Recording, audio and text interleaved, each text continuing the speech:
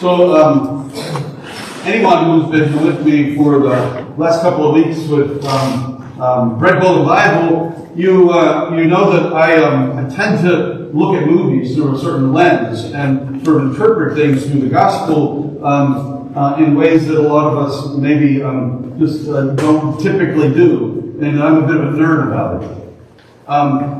I saw a movie yesterday that caused me to scrap the sermon I had written and kind of tell this story a little bit without spoiling it as a sort of entry in. I didn't scrap the whole sermon. The message still is there.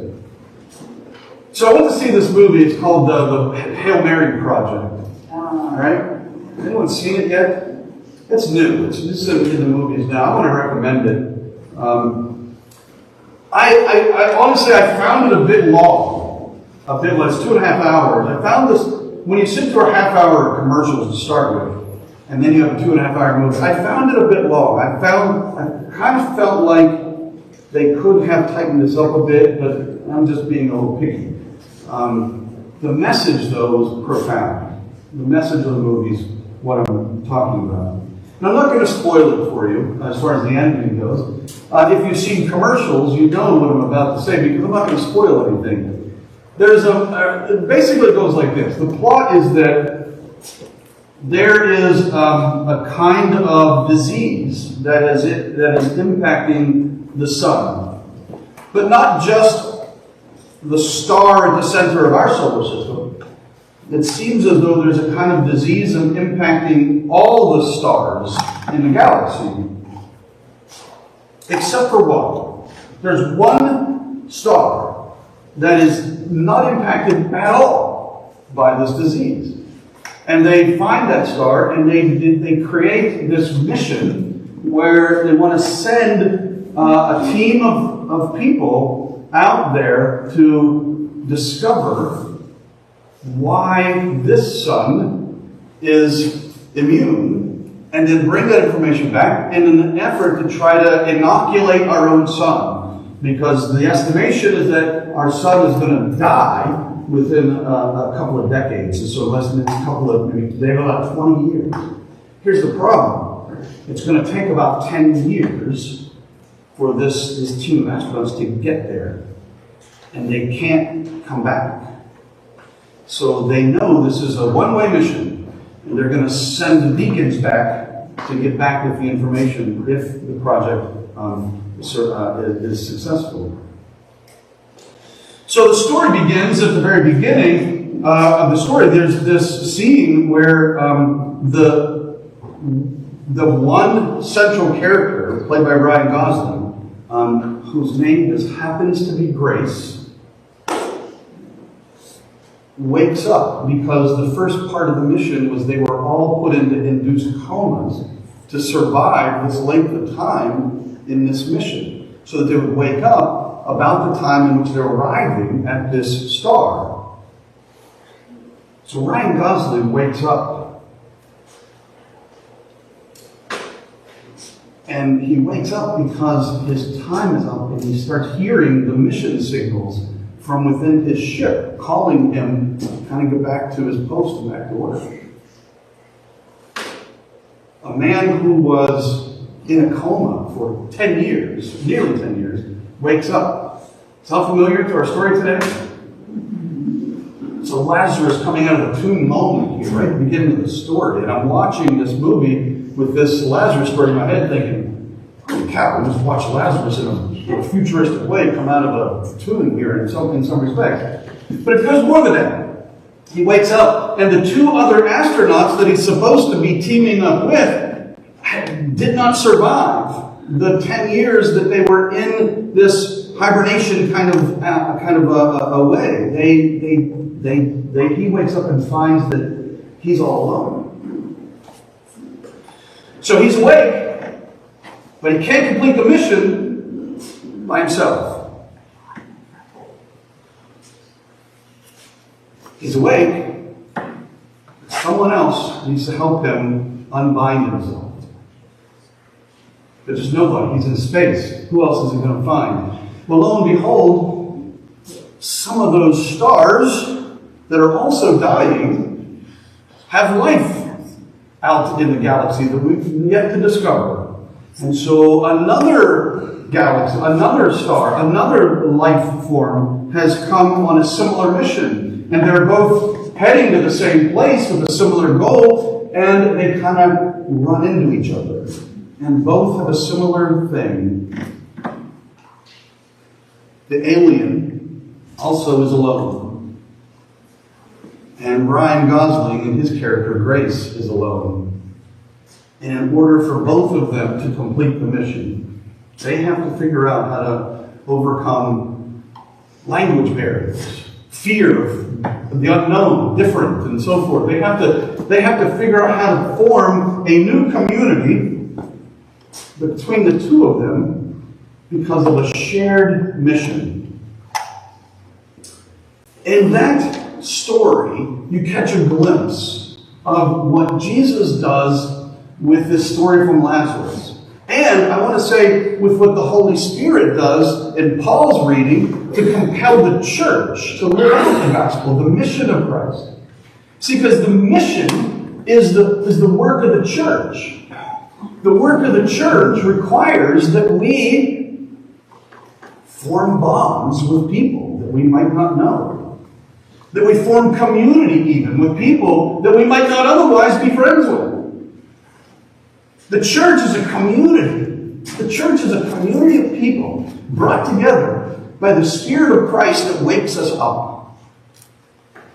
We are people who Christ comes to us and raises us and opens our eyes to see the world through the lens of the gospel.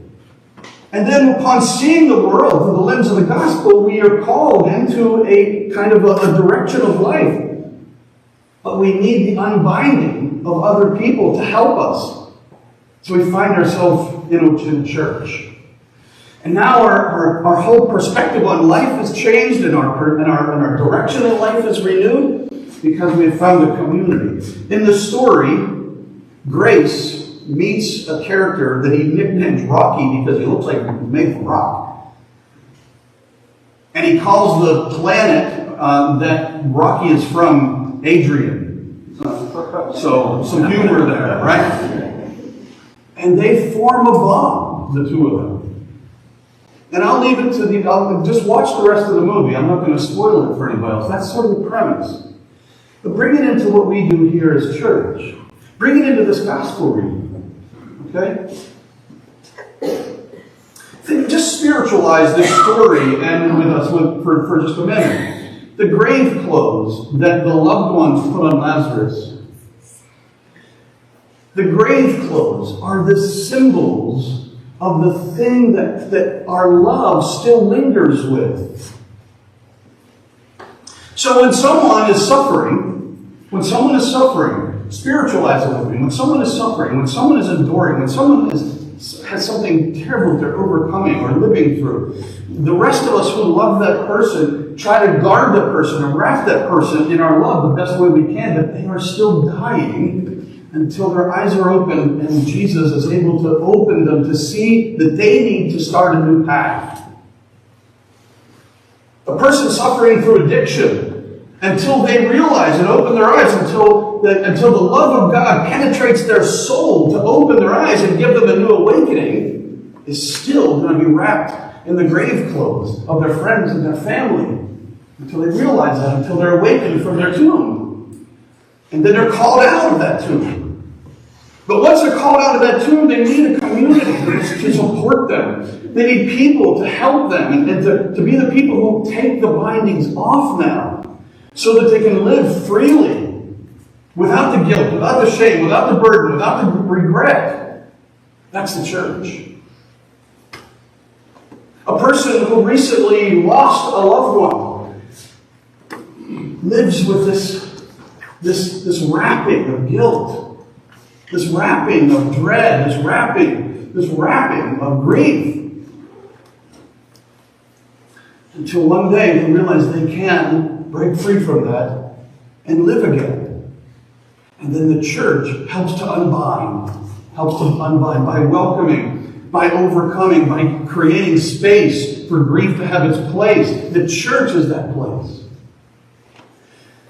You see, the story of raising Lazarus is not just a story stuck 2,000 years ago. It's about the church today and the work of the church. Christ raises us from the dead, each and every one of us in our own unique and personal way. But then we need the church to support us in our new life as we try to live our way, as we try to live a way following Jesus henceforth. Because we can't follow Jesus by ourselves. Because Jesus calls us into a community for that support and that mission-oriented direction. When we are the one who is suffering through hardship of losing a job or needing to provide food for our family, and we can't, our family and our loved ones wrap us until we realize we can ask for help. Then we come to a church, and our church can help us and begin unwrapping us and treating us like equals and removing the shame associated with that. You name it. You name it. Whatever the case is. This has been my Lenten theme, and it comes to a sort of a head right here with this text. The Lenten theme is that each and every one of us, by the love of God through Christ and the gospel, we are awakened. We're being made new every time we approach the gospel, every time we hear the good news of our forgiveness, every time we are being made new again. But that being made new now thrusts us into a community of people where that community now shares in a common mission of constantly unwrapping us together so that we can live as people who are providing the same hope for a needing and broken world.